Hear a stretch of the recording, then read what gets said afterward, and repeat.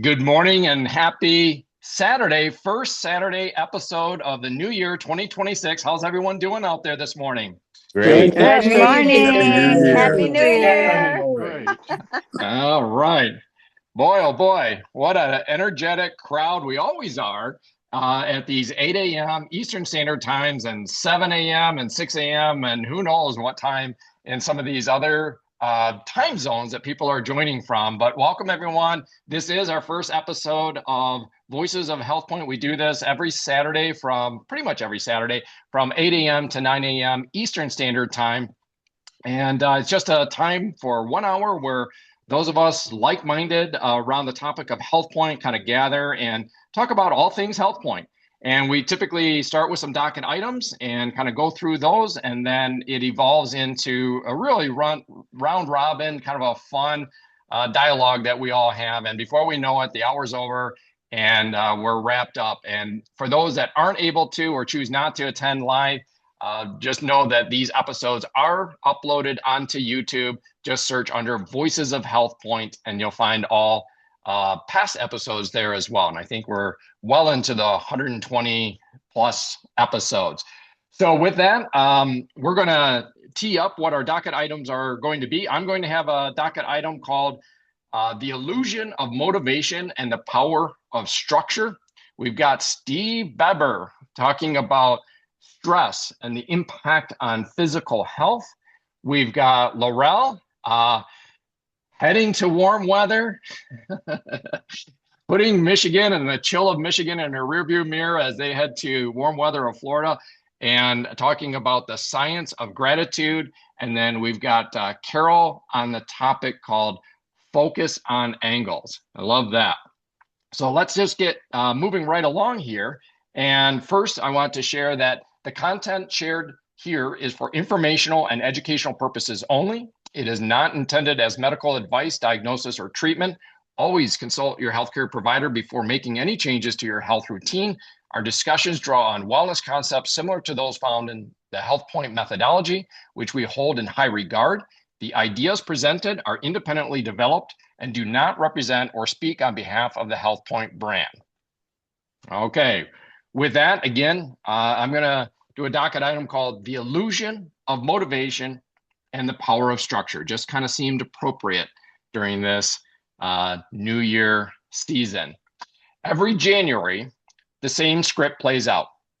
New year, new goals, new habits. People tell themselves this is the year they finally get disciplined, consistent, and motivated. The assumption is that if motivation shows up first, behavior will follow. And then quietly, most resolutions fade, with research from Dr. John Norcross of the University of Scranton showing that nearly 80% of New Year's resolutions have already failed by when? Early February. So not very long. This is not because people lack desire or intelligence. It is because the human brain was never designed to run long-term on motivation. It was designed to prioritize survival, and nothing signals survival to the brain more clearly than structure. From an evolutionary standpoint, structure meant safety, predictable access to food, reliable patterns of movement and rest, familiar rhythms that reduce uncertainty and threat. A structured environment told the brain you were not in danger, that energy could be conserved, and that planning ahead was safe. A chaotic environment did the opposite. When life feels unpredictable, the brain shifts into survival mode. It scans for threat.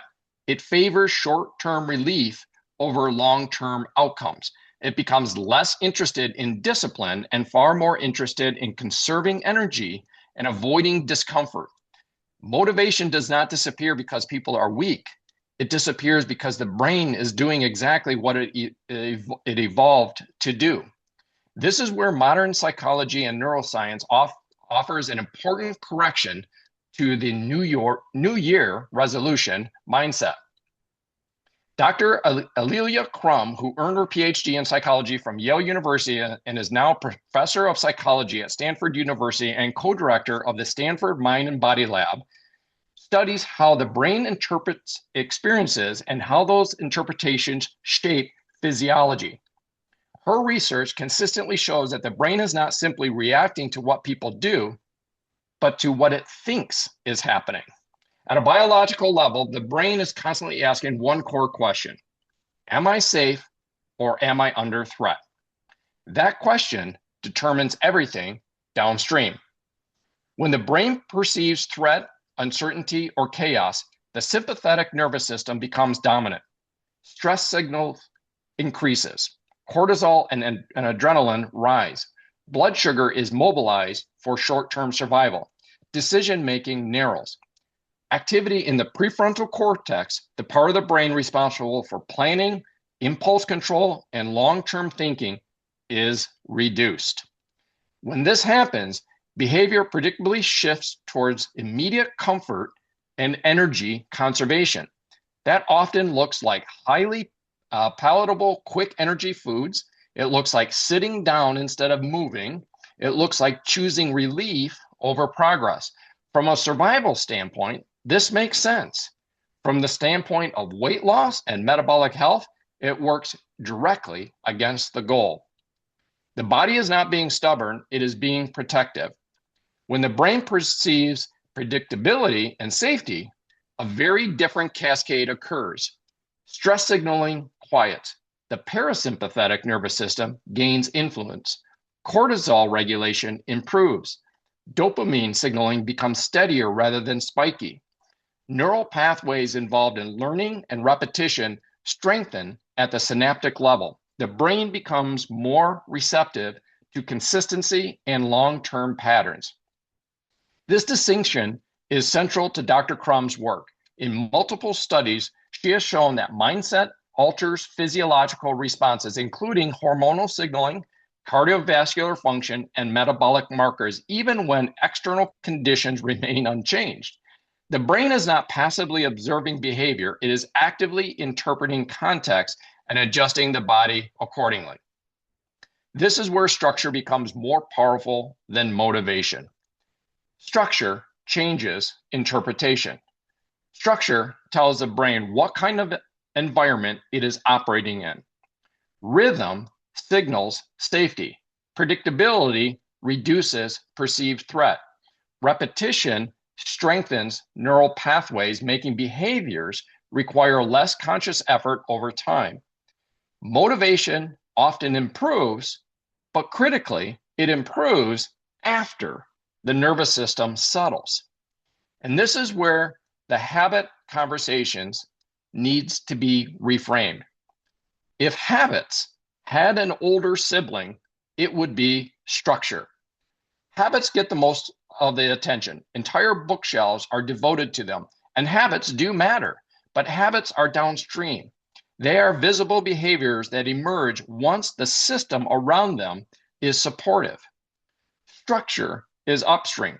Structure is the older sibling quietly setting the tone, providing guidance, and deciding whether a habit survives stress, like travel, illness, or simply a busy week. Habits answer the question, what should I do? Structure answers the question, what makes this feel normal and safe to repeat? This is the foundation of the HealthPointe coaching model. HealthPointe does not ask people to override their biology. It aligns structure with how the brain and body actually function. Morning check-ins with your coach create rhythm and signal early in the day, anchoring attention and intention before stress has a chance to take over. Planned walking is structured into the week so movement doesn't have to be decided from scratch each time. This lowers sympathetic tone that would otherwise remain elevated if every walk required fresh motivation and negotiation. Live HealthPointe Zooms are another form of structure. With 4 available time slots each week, people can choose the ones that predictably fit their schedule and block them on their calendar. That removes the burden of remembering, deciding, or debating in the moment. Many of you felt that structure this morning by simply showing up for this particular 8 a.m. Saturday episode of Voices of HealthPointe. Grocery shopping is structured as well. Lists repeat, staples stay consistent, fewer decisions are made at the store, which reduces impulse and fatigue before the week even begins. And while eating out is reduced, structure still applies when it happens. Having a default menu choice or consistent series of questions you ask the wait staff removes pressure and keeps the system intact, even in less controlled environments. What people often report is that things begin to feel easier. That is not because they are trying harder or exerting more effort. It is because structure has increased, and an increase in structure naturally creates decrease in friction, decisions, and self-negotiation. The brain feels more relaxed because it no longer has to defend against chaos. This is also why focusing on structure reduces shame. When habits fail, people blame themselves. When structure is a lens, setbacks simply become feedback and information. Something in this system needs adjustment. The structure needs adjustment. That mindset alone improves persistence because it feels doable. As this new year begins, the most useful question is not how motivated someone feels or how excited they are about their resolutions.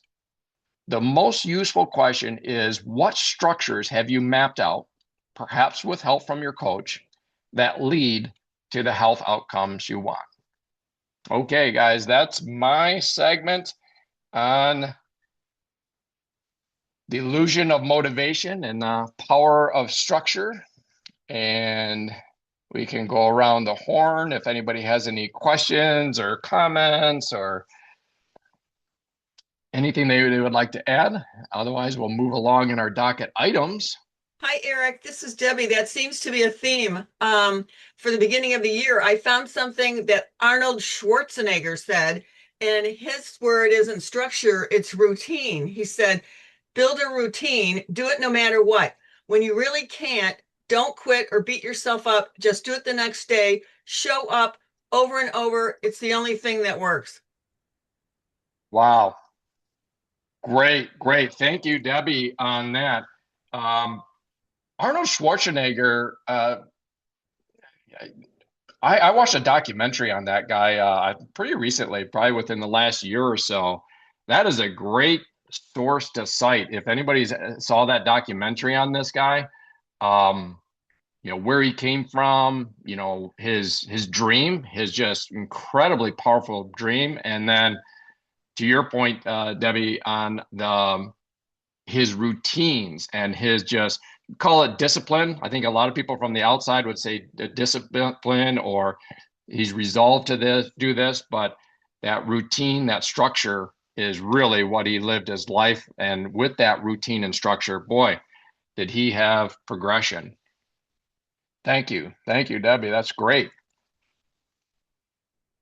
All right. Well, let's I'll move. jump in then for 1 second. Sure.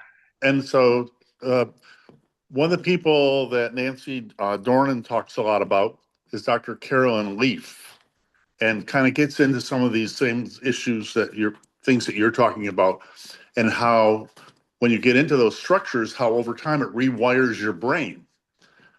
And so that's one of the things I thought of. I also thought of, while you were speaking about Bob Andrews, and the secret is every day.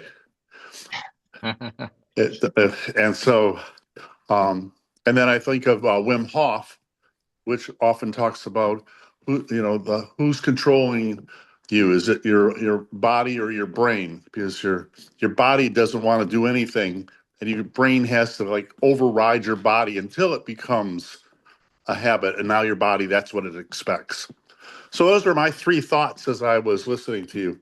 Very good. Always love you. Appreciate it. Absolutely, David. Thank you for that. And no doubt, you're referencing the work of like Carolyn Leaf, and I've heard you reference other things before, David, and you probably have a structure in place, maybe all of us do, regarding like reading, listening. That's again another structure that provides. Is it discipline that gets these insights like David was just sharing? These pieces of education. No, it's structure. we can go back. I know we have a number of teachers in here, including Laurel, who is queued up here. There's a structure. I didn't think of this, before kind of talking about it, but gosh, I guess as far as structure, K through 12, or for that matter, any education, I mean, very, very structured. If we had to ask ourselves, or certainly ask kids to just will themselves or set a New Year's resolution that they're going to learn this year, good luck. Yeah. But just having a structure, a cadence, a bus shows up at a certain time at the end of the driveway, or the bell rings, at a certain time, and you're to be in your seats. There's this structure that builds this growth. So It's yeah. interesting is when kids, my experience, I'm sure Dave would say the same thing about the day, usually the day before a vacation, when vacation was going to start, kids would get so squirrely because their life was about to become unstructured. Yeah. And it really, year after year after year, you just see that and you go, okay, yeah, they hate the structure. They say they hate the structure, but they need the structure. So, Yeah. well, Yeah, and anyway, that change in structure, right? I right. guess it'd be pretty safe to say we kind of always have structure. The question is just, does the structure need to change, based on where we want to go in life? If you're a child and maybe it's not your decision, maybe it's a parent's decision that this structure needs to change, from summer vacation structure to now we're in school structure. Right. Um, I think and that word you said, predictability, that was a big one for kids, especially because they don't know what to expect because they haven't been around the block enough times. And Mhm. yeah, and so that creates the whole, uh, am I safe? Am I not safe? What's going to go on? So I think that's Yeah, pretty true. It absolutely. kind of reminds me of the story of the fence and how much children react more freely and happily when they're in a fenced-in yard versus an open field where there is not that structure as you speak of, Eric. And I was listening to Deb Llewellyn on the routine, and I was thinking structure and routine could even be a little bit different. Structure is the action plan, it's the thing that's laid out for us to do, such as HealthPointe. But the routine is the activity, putting that activity to the action plan to make it work. And I picked that up from some of our Network 21 audios where they talk about core. And core is the structure, but then doing core, being core, is the routine that you get into to make that structure work. So I was thinking, I mean, there's really not a big difference, but there is a slight difference that can make all the difference in the world, and that is putting it into action. Hmm. No, Eh, I love that, and I've heard you mention that maybe once or twice before about the fenced-in yard and children. Did that come from a book? Do I recall correctly where you got that insight? I love that, and it really I've resonates. Yeah, I've actually seen it a few times, so I think it's come from books and audios.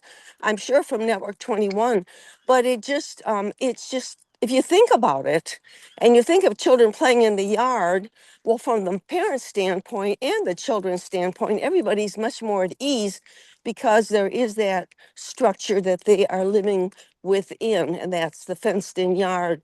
So I think it's a psychological thing more than even a physical thing for children and parents.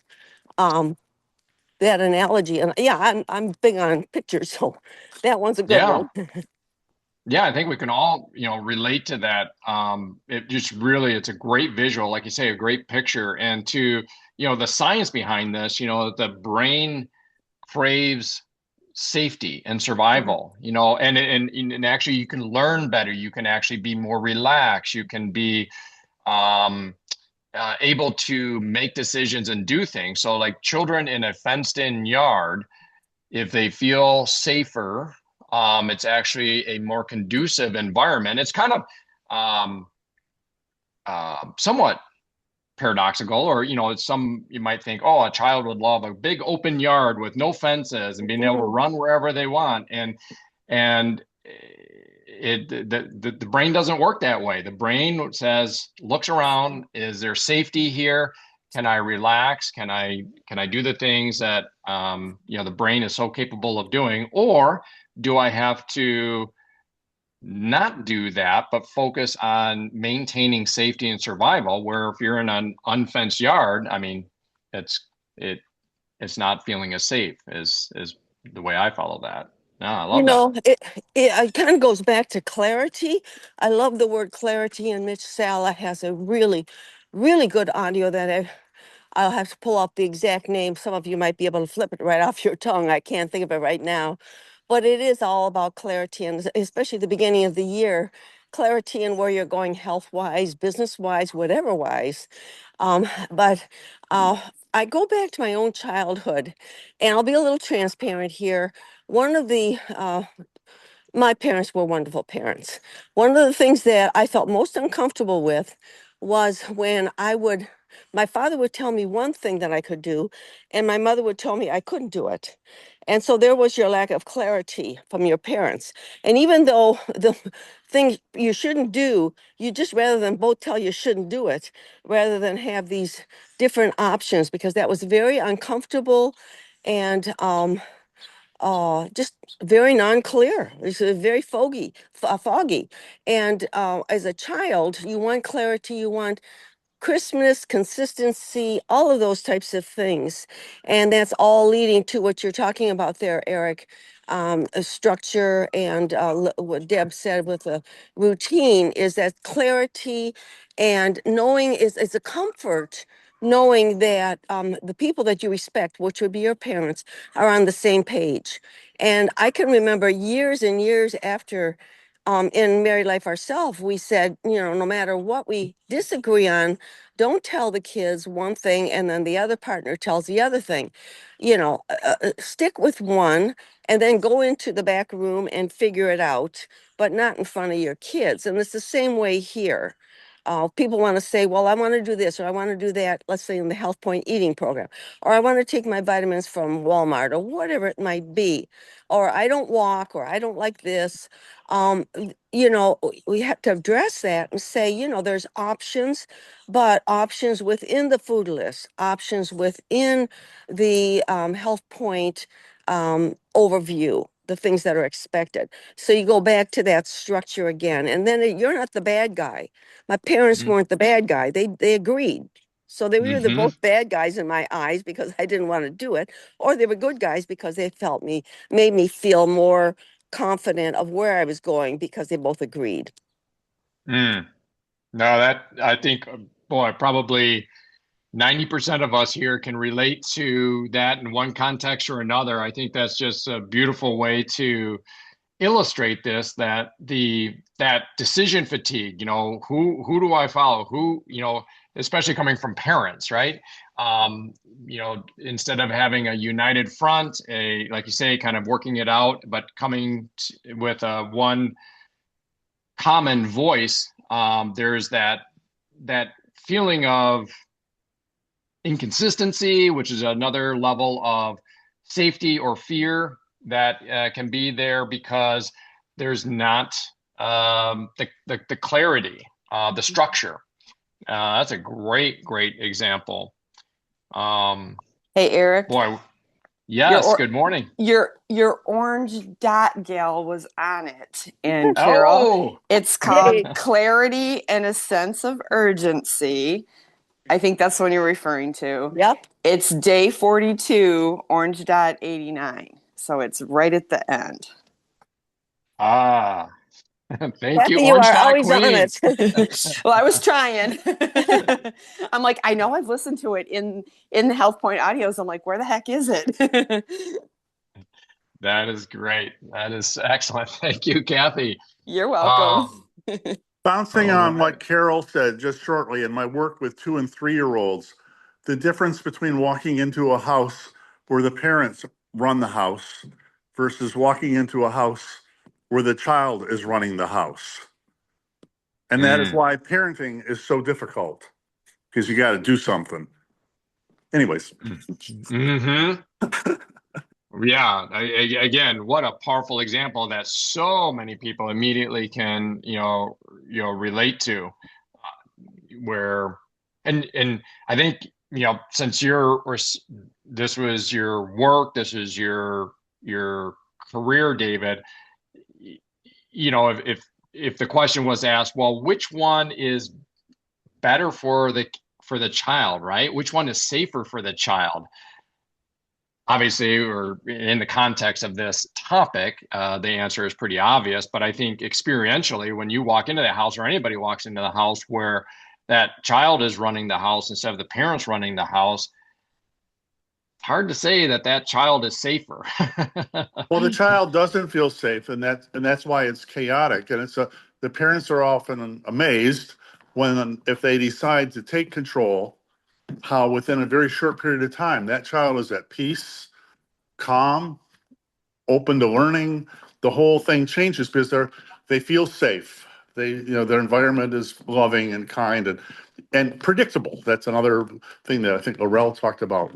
The routine helps, especially children don't have a calendar. What they know is that after lunch, I always take a nap. They know what the routine is. And so that's their predictability. And if you change that predictability, then they become restless, as Laurel also said about the children on the day before a holiday. You guys can relate on that one, I bet. For sure.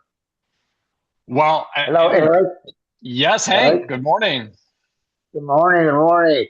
I'm listening to all this, and I just was with a men's breakfast, and the talk was New Year's resolutions. And the number one resolution every year is they want to lose weight. I mean, the guy was explaining, he said it's a known fact. They want to lose weight. And then they started, but before too long, they're back to the old habits. And it brings a statement I heard years ago, and it stated that the fear of loss is a greater motivator than the desire for gain. The fear of loss is a greater motivator than the desire for gain. And, the desire for gain and health point was, hey, I want to get healthy, I'm going to lose weight, and all this. But eventually they move back to the old habits because they feel that, oh man, I'm not gonna have this candy, I'm not gonna have this, I'm gonna all of a sudden all these things start to pop back in their mind, back to the old ways. So they feel they're losing something by wanting to lose weight and go into a structured situation to follow like a health board program. Does this make sense? Totally So makes sense. now the fear of loss is a greater motivator than the desire for gain. And let's talk to people. The number one resolution that they make is, man, I got to lose weight. And they go for it in the beginning, but pretty soon they fall back to the old ways. So I hope this makes some sense. And hope it helps everybody get out there, talk to people. They just made their new resolution. Let's get with them and let's get them started. Thanks for all you do, Eric. Absolutely. Thank you, Hank. No, that's totally makes sense. And there was a piece that was part of kind of my research for preparing for this morning. I didn't bring the content specifically in here, but it kind of informed that narrative piece that I went through. It's a work of Chase Hughes, and he speaks exactly to what you outlined, Hank, as far as like, again, it gets into our brain and the limbic system. We are more motivated by fear than we are, fear of loss in particular than gain. And now this guy, interesting context that it would have been coming from. This guy is a guy whose background is, I mean, I'll just call it straight what it is interrogation. Okay. This is his domain. And so, but for decades, and he knows, the depth of the brain structure. He knows how to shape people's thinking. It was pretty interesting stuff to listen to. But to your point, Hank, what he said, and again, it goes back to how we've evolved, how our brain has evolved.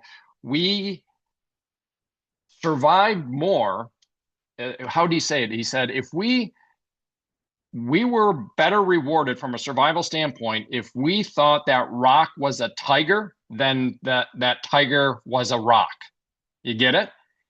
So our inclination, the reason news cycles are always red alerts is because our biology is more rewarded by the mistake, if it's a mistake, of saying, oh, that log or that rock is a tiger. And somebody comes along and says, no, that's not a tiger, that's a rock. You're like, oh, okay. And life goes on.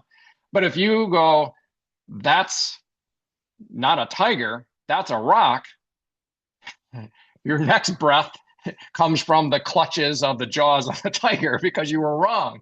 And so we learn to be like, oh my gosh, there's a tiger. No, that's a rock. Oh my gosh, here's another news alert. I got to pay attention to this. Oh, it's just that some, world leader hiccuped across the world. Makes no difference, but we pay attention to it.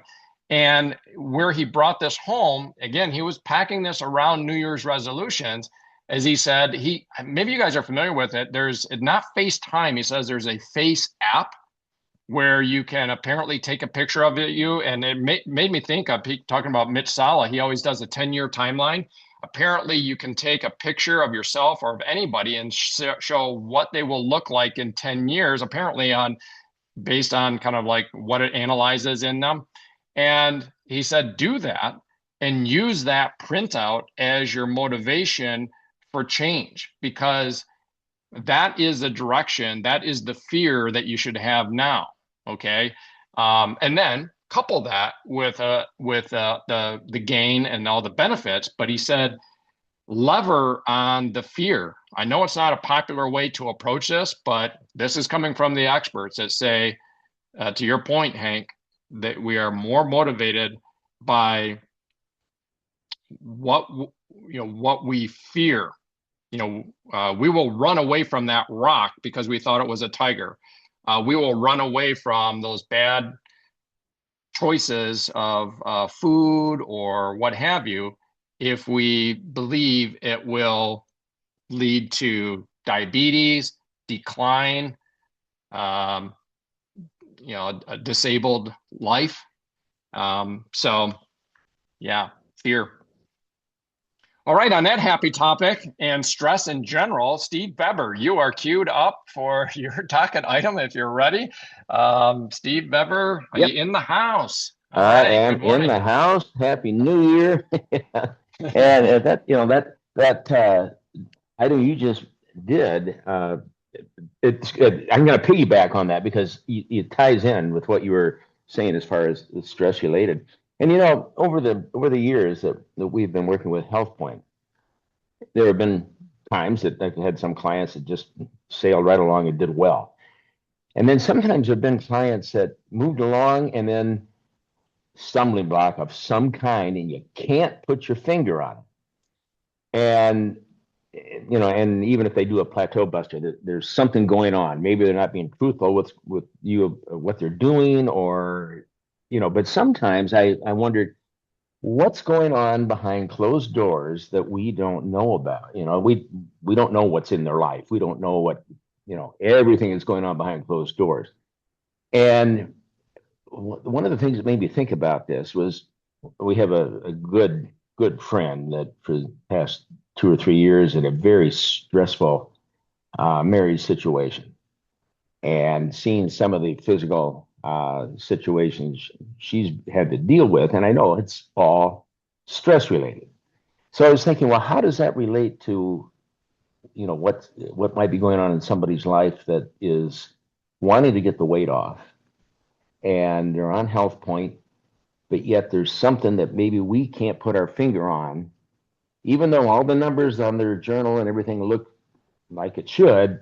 What is holding that person back? And so I started digging into stress-related situations. So I'm gonna dig into that a little bit and kind of explain what the mechanism is that stress creates as far as physical problems, and then how that's going to tie in with HealthPointe. But we've got the stress response system that is called the autonomic nervous system, and of the autonomic nervous system, there's mainly two main components. One is like you mentioned, what is the sympathetic nervous system? And of that, there's the parasympathetic. But then the other branch is what they call the HPA axis, which is the hypothalamic pituitary adrenal axis. So, what's the big deal with those? What do they do? Well, our autonomic nervous system regulates the involuntary functions of the body, heart rate, blood pressure, dilation, constriction of the blood vessels, respiration, digestion, all the smooth muscle activity. So, of the two branches of the autonomic nervous system, they balance each other. For example, the sympathetic nervous system will release epinephrine. Also, most people know it as adrenaline, same thing. So epinephrine, norepinephrine accelerates the heart rate and the respiration. And the second part of that, with the parasympathetic, that has the opposite effect, and that's there to slow things down. So if those things are in balance, great. The second branch, the HPA axis, that will regulate and manufacture the release of a hormone or hormones that are called glucocorticoids. And that's coming from the adrenal gland, which is by the kidneys. So that has cortisol that affects many aspects of homeostasis, or the state of equilibrium. For example, like the storage and release of fuel, the suppression of the immune system, and reproduction, both are suppressed. So, if somebody's immune system is suppressed, you're in the door for disease and physical problems. So the sympathetic nervous system and the HPA axis, they use many of the same neuroendocrine pathways to coordinate and communicate their activities. Now, if you have excessive physical or emotional stress, then the sympathetic nervous system, of course, as we know, triggers fight or flight, that type of response. And what it does, it gives a rapid release of the epinephrine, the norepinephrine, and cortisol. So what that's doing, it's stimulating the brain, it makes it more alert. It's pumping more blood to the muscles and delivers extra energy to, survive immediate danger. If let's say that tiger's coming after you, for example, that you were talking about.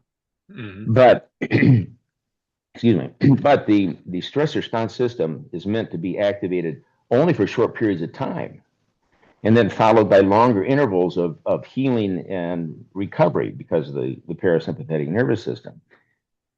Now, here's one thing. If there's long periods of high-level stress, and it doesn't have to be a tiger going to eat you, but, high-level stress, a job you hate, a marriage situation that's tough, or a romantic situation that's tough, that kind of thing. Stress hormones keep on pumping. And the parasympathetic branch is the thing that is for healing and replenishing the body's energy reserves. And what's needed is, intervals of recovery, so stress response system is not moving always at the speed of light. You don't want that to happen. So when that stress response system is on and we're getting ready for fight or flight, the brain cells are activated for more alertness and attention to danger, or your heart rate's increasing, respiration's increasing, your muscles might tense up. And that can show itself in a variety of ways in the body as far as aches and pains and whatnot. Now, one of the things, the fatty acids and the glucose are the fuel the body needs and is released during stress. So stress hormones will trigger the energy stores with lipolysis, which is the fatty acids and the triglycerides going into the bloodstream. glycogenolysis, which is the glucose being released into the bloodstream, and the protein catabolism. The breakdown of protein will get used as energy. So what happens is that the stress hormones accelerate delivery by increasing the heart rate and blood flow, like I mentioned a second ago. And a high consumption rate then uses up the energy reserves very, very fast. So if we can overcome or we can escape that stress situation, the cortisol turns off the stress response system, and then the body is able to replenish the energy stores. But if there's constant activation of that stress response system, it depletes the body's energy supply beyond the capacity for it to refuel itself. Excuse me. What happens, of course, then when the cell's energy is depleted and it can't do the vital functions that are needed, different parts of the body are fatigued or they're strained. They could be damaged. It could be, for example, chest pains. It really could be a heart attack that's also happening. It could be high blood pressure. Could be somebody's developing ulcers. You might have reduced immunity, or there could be a number of other health problems. But when the cells burn that energy, they do generate a byproduct, which we've heard about many times in the past, about oxygen-free radicals. So, when we're eating, when we're, just right now talking, walking, or chronic stress, that is creating oxygen-free radicals. And the cells are then, when they're harmed by those free radicals and they are exceeding the body's capacity to neutralize them, then they begin to, cause problems in different tissues and different organs. Mitochondria, they destroy mitochondria, and with the energy producers, and then they, of course, reduce the capacity to have cellular energy levels. So somebody could be feeling fatigued all the time, in a situation like that. So, we've talked about burnout. Well, that's not just a euphemism. It's if we stay in that state long enough, where we're on high alert and we don't rebuild our energy supplies, then of course we're setting ourselves up to be vulnerable to disease and premature aging. And I found this to be an interesting fact. 80% of all medical illnesses are triggered or worsened by stress.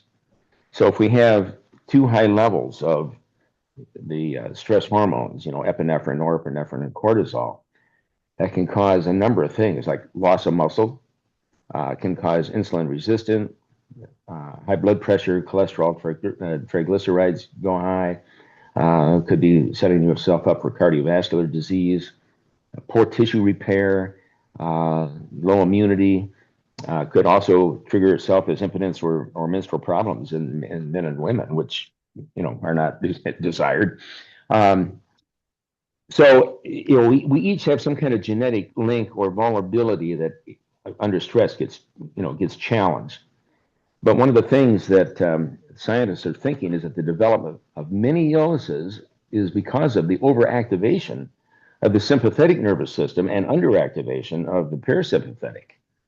So that's kind of interesting. The stress energy imbalance can really virtually affect just about every system in the body and be a host of serious health problems in a lot of the following areas. For example, cardiovascular, neurological, gastrointestinal, immunological, endocrine or metabolic, the musculoskeletal, and psychological. So in closing, I found this interesting, was that there were reviewed studies of healthy elderly in the U.S. and abroad. And they identified 5 factors for a long and productive active life. So of these 5, for example, number 1, high energy diet. Well, think about what we have people do with HealthPointe, especially if they're on a XX, and the foods that they're not eating anymore versus the ones they are now eating, how it impacts their energy levels. Number 2, physical and mental fitness. Think of our audios. Think of walking. HealthPointe plays right into that. Strong social network. Our walk and talks, what we're doing every Saturday morning. Adequate sleep, especially if somebody's using sweet dreams. My goodness, you get some really good sleep that way. And then, of course, a clear, calm mind. Again, what effect do the audios have on that? So those 5 things that they have identified in elderly, especially for a long, productive, active life, we're working on, we're covering. So in the book, Rhodiola Revolution, there's this one quote that I found interesting. We all have, quote, the power to get and stay energized for life, even in the face of stress. Rhodiola rosea is vital to replenishing energy stores and maintaining that all important stress and energy balance, end of quote. So, one of the things I think what I'm doing is people that are going to be working with HealthPointe, implementing, at least we are, the energy and focus, because it is scientifically proven to maximize the energy, fight effects of stress and aging, sharpen the memory and concentration, protect against heart disease and cancer, ease anxiety and depression, improve sexual function, enhance physical performance, block fat for lasting weight loss. So those are some cool things that I think we have in our hands. And if anyone has not read that book, Rodeo Revolution, that is a godsend. That is some excellent information in there that I think could be beneficial for people to know about. But talking about the fear of loss versus the gain. So a lot of times people, they tried every program under the sun and they got it in their mindset, I can't lose weight. Well, I've got this coffee cup and on it is a quote from Alice in Wonderland. And it says, quote, and this is for people that maybe have trouble visualizing, okay? So it says, there is no use trying, said Alice. One can't believe impossible things. I dare say you haven't had much practice, said the Queen. When I was your age, I always did it for half an hour a day. Why, sometimes I've believed as many as 6 impossible things before breakfast. So I love that quote because, when you believe it, you'll see it.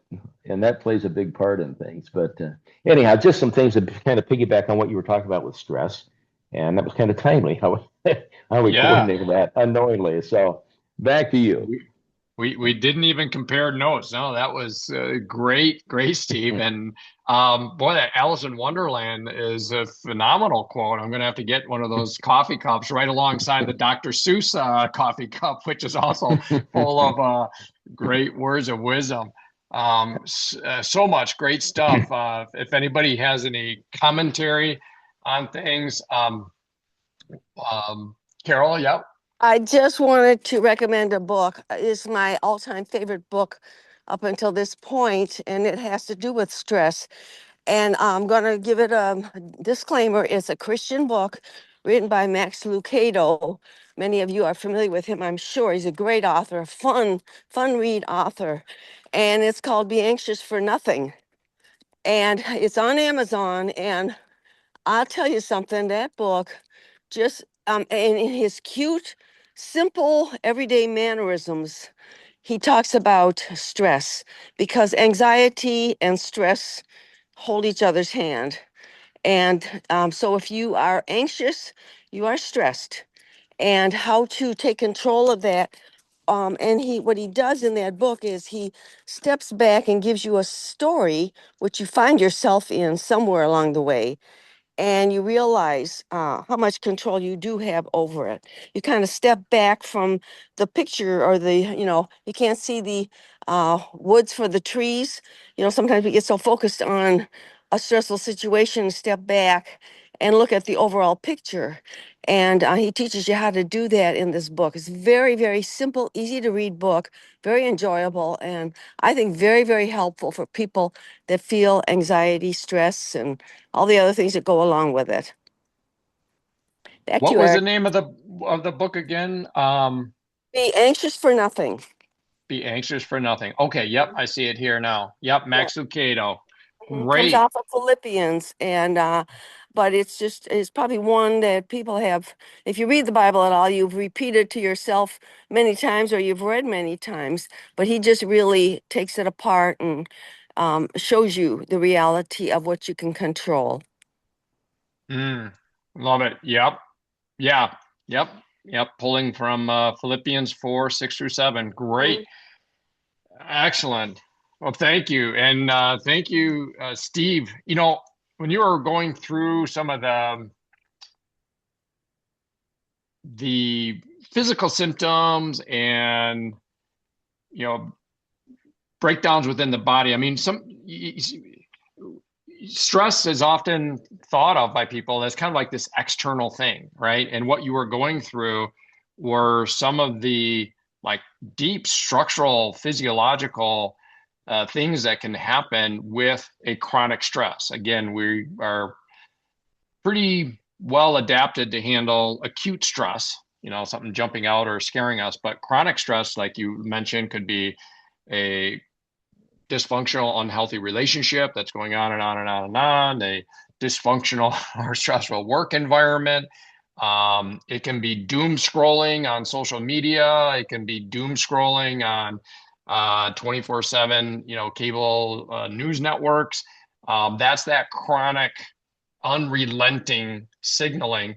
And as you were going through some of the effects that it can have, one that I'll mention, and I bet you if I was to throw it out there for people, like who has ever known anyone, because you were talking about um, reproduction, okay? Mm-hmm. Yeah. And I won't mention them by name, but I'll just say in general, the number of situations where here's the scenario.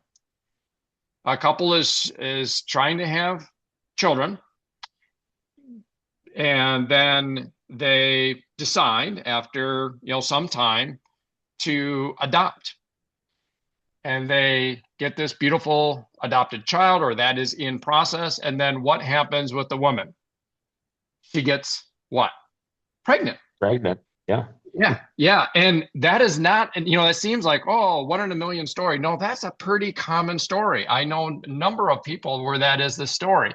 And it points to perhaps, it seems like this stress, this anxiety over having a child perhaps was a factor in this. And when that stress and anxiety was lifted, because they're getting this beautiful child, this adopted child, and the focus goes to that, and it's just all relaxed regarding the, having a biological baby. All of a sudden, she gets pregnant. Obviously, yeah, that's nuanced. There's lots of different situations as it relates to, having children and stuff. But I'm just saying that I know people that's that story.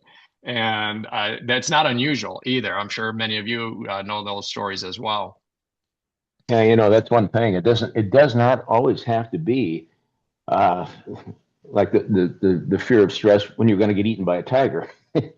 It could be, and it doesn't always have to be a real high emotional stress, like you hate the boss at work and he's overbearing. And, it could be a low level, ongoing, long-term stressor that will still change these things going on physiologically to alter things so they're not working the way they ought to be or the way you want them to be. So, but we've seen this with this particular friend of ours that, it's going on 2.5, 3 years that we know of, where very, very uncomfortable marriage situation. And she was talking about, oh, I'm worried about something's wrong. I feel like I've got a pain in my chest or a pain in my stomach. And they did a CAT scan, no problems at all that are showing.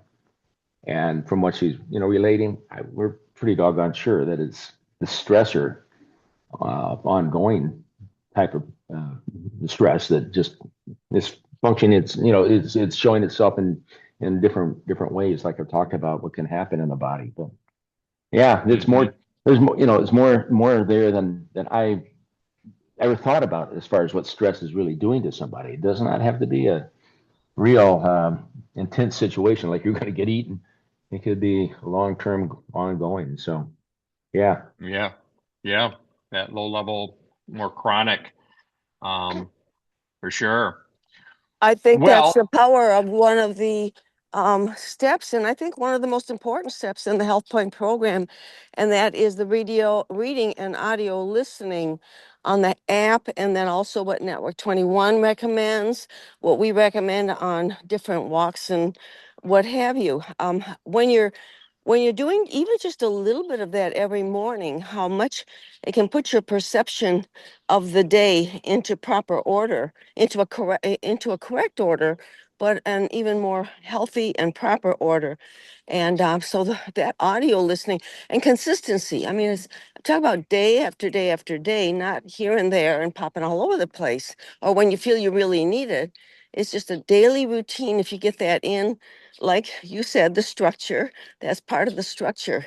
How very, very helpful that can be, and what you and Steve both were talking about with the stress levels. We can control and offshoot many of those just by the simple reading and listening of good stuff, of recommended stuff. And yeah. one thing, talk about fear of loss.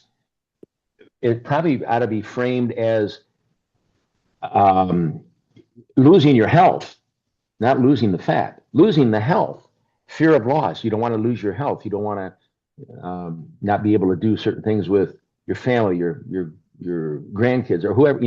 The fear of loss of health, and maybe that would put a different slant on in somebody's mind about being able to be more successful with HealthPoint.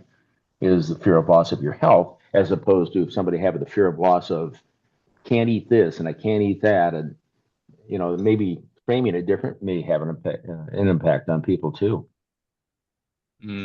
Yeah, absolutely. Great stuff. Hey, Eric, Yes. real quick, this is Kathy. Hey, So, Kat. back to the routine thing and the habits. So, just as a friendly reminder, especially since it's the beginning of the year, and if we do have any new people listening or on, the book Atomic Habits by James Clear. If you haven't read it in a while, it's a good reread to refresh you for the new year. If you've never read it and you're looking for a way to gain a routine, to learn about habits, to get some structure, it's the manual for it. So I just thought, again, I would throw it out there. Atomic Habits by James Clear. It really, truly did change my life, and it can change your life in any aspect that you want it to. So just throwing that out Mm. there since it's the beginning of the year.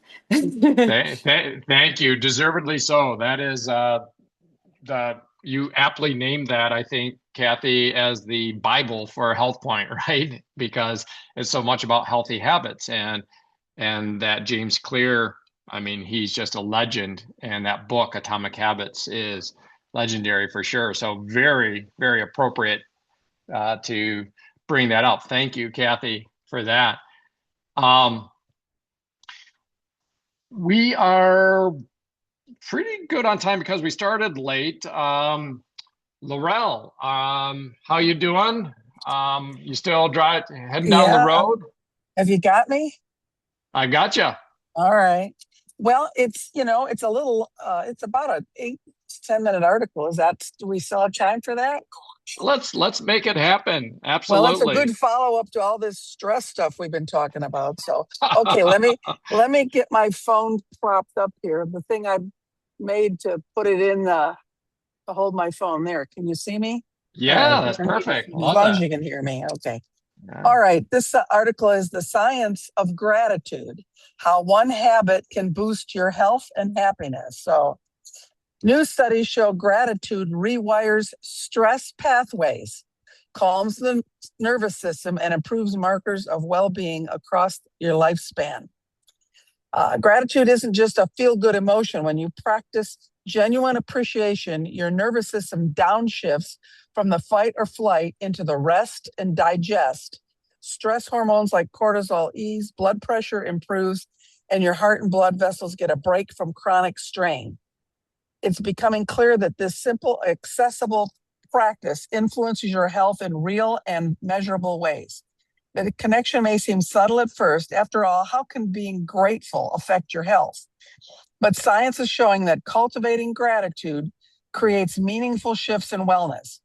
And this article explores the science-backed connection between gratitude and heart health, looks at the mechanisms involved, who benefits most, and how to practice gratitude for your heart's sake. So I'll just kind of try to summarize as much as I can. It said, before diving into the science, they wanted to define what researchers actually mean when they talk about gratitude. Clinically, gratitude is the appreciation of what is valuable and meaningful to you. It's a general state of thankfulness that orients your mind towards what supports and sustains your life. It's more than a feeling. The gratitude researcher Robert Emmons describes it as two parts. First, recognizing the goodness in your life, and second, acknowledging that much of that goodness comes from outside of yourself, that this social dimension matters. Gratitude boosts our health and relationships by helping us see how we're supported, how we're affirmed, and how we're connected. It's a simple, trainable mindset with powerful effects on how we think, feel, and move through the world.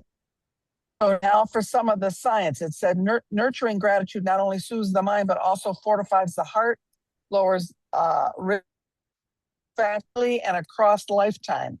A growing body of research reveals that gratitude triggers meaningful physiological changes that support cardiovascular health and resilience. Some of the things that it does, and I won't go to all of it, but it helps with the nervous system balance, just what we've been talking about. Practicing gratitude activates the parasympathetic nervous system, often called the rest and digest branch, which calms the body and promotes recovery. And they did some research with people with cardiac patients and showed that facilitating this calm gratitude can protect you from chronic stress-related damage over time. Second thing, it decreases chronic inflammation. Gratitude has consistently been associated with reductions in key inflammatory markers such as C-reactive protein and IL-6, interleukin-6, and some other ones. It improves your blood pressure. Gratitude appears to modestly lower the blood pressure, particularly the diastolic one.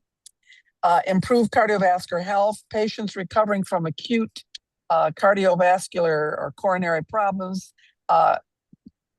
they studied them for 8 weeks and found that it had physiological effects with healthier blood pressure and lower inflammation markers, and that could slow the process of arteriosclerosis. Another one is lower stress hormone levels, cortisol and sympathetic activity. Again, gratitude helps shows to blunt these harmful stress responses.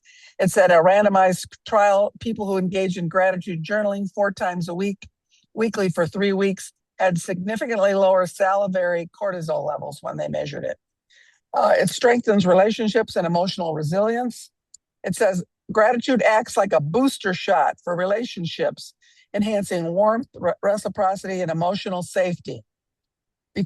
Because strong, supportive relationships are one of the most powerful predictors of longevity, gratitude's ability to deepen the connection becomes a meaningful contributor to overall health. Also helps with better sleep through calmer pre-sleep thoughts. People who with higher gratitude slept longer, fell asleep faster, and woke with less daytime fatigue, even after accounting for personality traits like neuroticism. I thought that was funny. And those are just some of the highlights. It basically says that gratitude provides an overall well-being and stronger sense of purpose and personal growth, which ripples into every aspect of longevity. And a simple daily practice of gratitude supports the mind, body, emotional landscape in ways that compound over a lifetime. They gave 4 real quick research-backed gratitude article, but one was about keeping a gratitude journal. This is one of the most studied techniques. It involves regularly writing down a few things you are grateful for, maybe daily or a few times a week, 3 to 5 lessons, maybe just things you're thankful for. The key is consistency. Second one was writing thank you letters or thank you visits. And it's one study showed that people who wrote gratitude letter one letter per week for 3 weeks showed significant improvements in mental health up to 3 months later.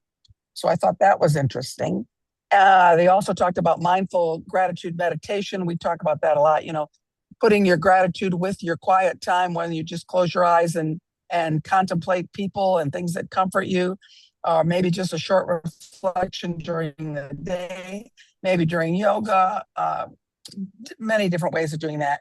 And I thought this one was very good. Gratitude in daily routines. It said, finally, weaving gratitude into everyday life can make it sustained practice rather than a one-time task. Again, that's habit stacking that we talk about.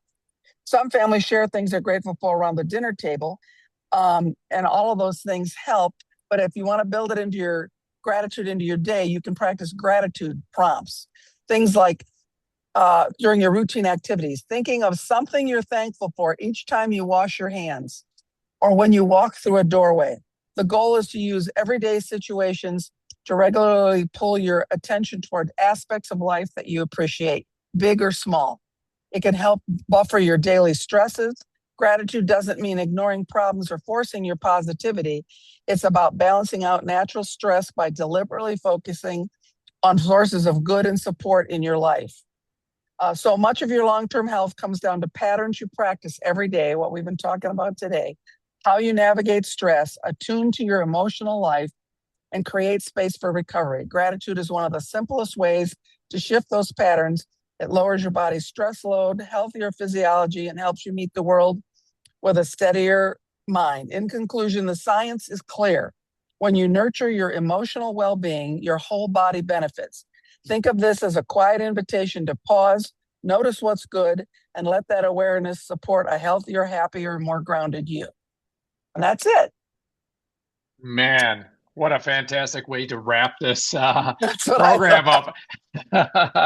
And are you sure that you got and Steve Bever did not compare notes before starting? Holy well, cow. when I was listening to what we were talking about, even yours, I thought, well, the answer is gratitude, right? Hey, Yeah.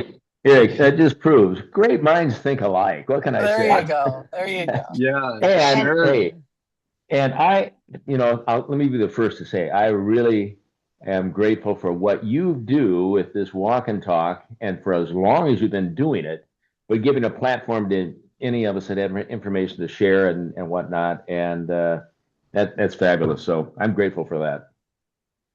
Thank you, Steve. And Yes. grateful for all of us in this community. I mean, wow. And as we are wrapping up, I was looking at the calendar for next week, and as on a programming note, we actually won't be here same time, same place next week on the 10th. But I have to say, I'm very grateful for the fact that a number of us will see each other live and in person, also in a warmer place in Michigan right now. And that is out in California. So many of us will be connecting in person out in California. So super grateful for that. I know all of us, we're so grateful for this community. Certainly grateful for all of you here on Saturday mornings on the Voices of HealthPointe. This is just so fun.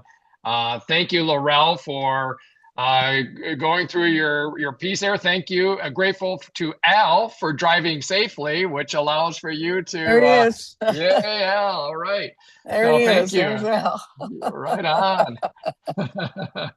You guys continue to drive safe on your southern trek there. And guys, if there's anything else, Carol, do you have anything else to note before we wrap up here? Absolutely not. I think the wrap up of Laurel and her article was so perfect and just brought the continuity of your two messages, yours and Steve's. It was just absolutely perfect. So, no, absolutely. We're grateful. We are grateful to you, Eric.